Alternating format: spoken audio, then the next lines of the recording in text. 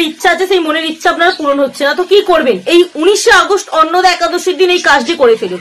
এই দিন কিন্তু ট্রিপল লাইনের যোগ তৈরি হচ্ছে। এই ট্রিপল লাইনের যোগ তৈরি হওয়ার কারণে কিন্তু আপনি যে কোনো একটি মনের ইচ্ছা পূরণ করতে পারবেন। কি করবেন?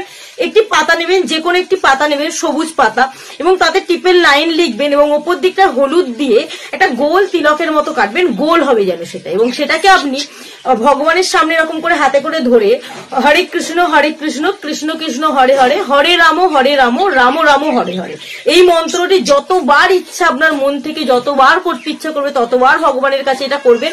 করার পর কিন্তু সেই পাতাটাকে আপনি আপনার বাড়ির মধ্যে যদি কোনো গীতা বই থাকে সেই গীতা বইয়ের মধ্যে ভরে রেখে দেবেন।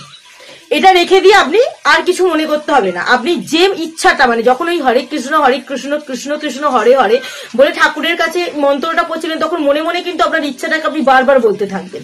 দেখবেন তারপর যখন গীতার বইয়ের ভেতরে এই পাতাটা রেখে দেবেন, আপনার জীবনে এত শুভ ফলাফল ঘটবে, অর্থাৎ আপনি যে মনস্কামনাটা চাইছেন সেটা কিন্তু ভক্তি ভরেই করতে হবে, মনের মধ্যে ভাবতে হবে যে এটা আমার পূরণ হবে, এই ভেবেই কিন্তু আপনাকে করতে হবে। দেখবেন দেরিতে হলেও কিন্তু আপনার এই মনস্কামনাটা কিন্তু পূরণ হতে বাধ্য।